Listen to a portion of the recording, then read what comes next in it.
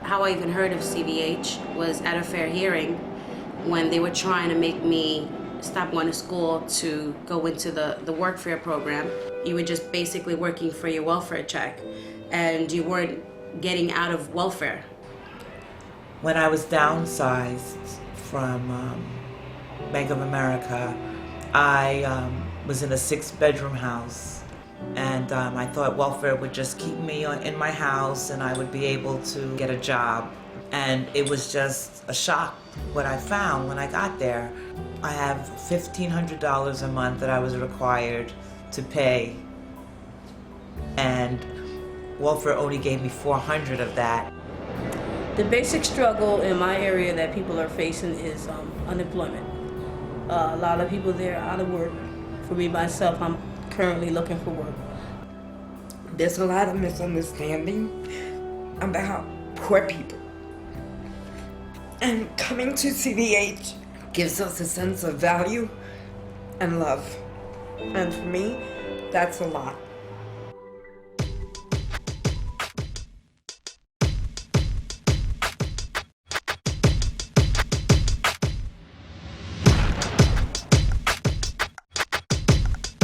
We have the power to change welfare.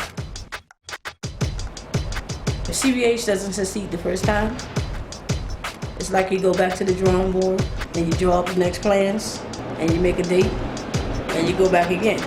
And you don't stop until you succeed. We're at the table. We are at the table. No longer is someone else going to speak on our behalf.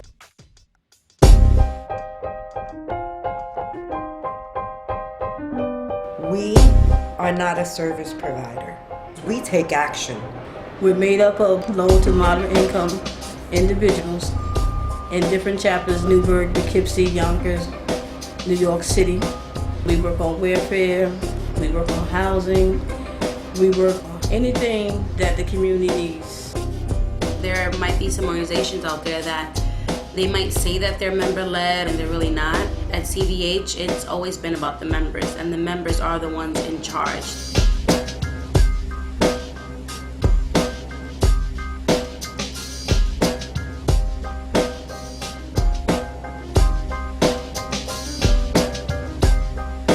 CVH was founded with Gail, Joe, and Paul, and there was a lot of issues that they wanted to deal with, but they really didn't have like a place to do it, and they weren't really being heard.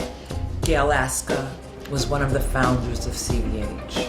She was appalled when President Clinton signed the Welfare Reform Act of 1996. She began finding researchers, funders, anyone that would help her empower not only herself, but everyone that was engaged in WEP at the time.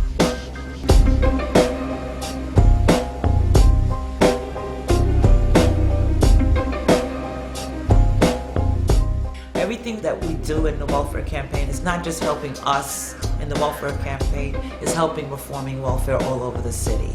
And now I feel like it's going to help statewide. People need to see results. And a lot of people see results when community voices serve, whether it be in the city, in Poughkeepsie, in Yonkers, or Newburgh, they see results.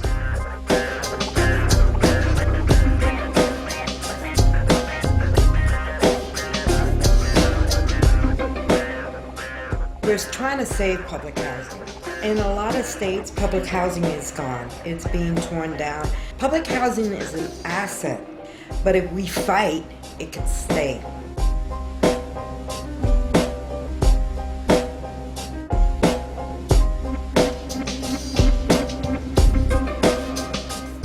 We want to be able to create jobs for people on welfare so that they can permanently get off and progress, and not just, being kept enslaved to the system.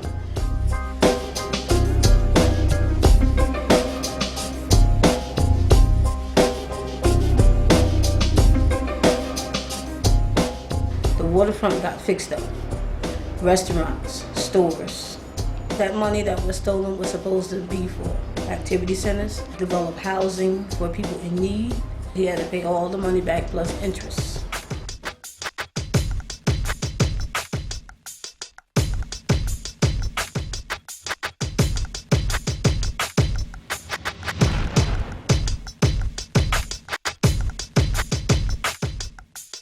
I've done door knocking just to get the people to come out to vote.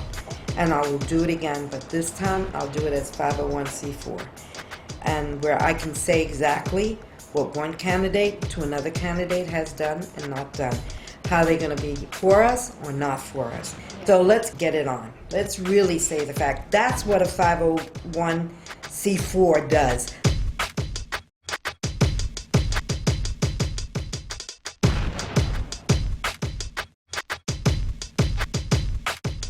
When I got arrested, it was a good feeling and it was a scary feeling. I cared that much that I would go to jail for it, and that's how I feel. I want to see change, and I want to see change in not only my community, but all over. Change is needed, and we can help make the change. I believe that CVH absolutely is a movement-based organization to empower low-income families. Change happens right here in this little office. It's us that has to make the move, and it's us who has to make the change. We have to let them know that we do have that power, and we do. We definitely have the power.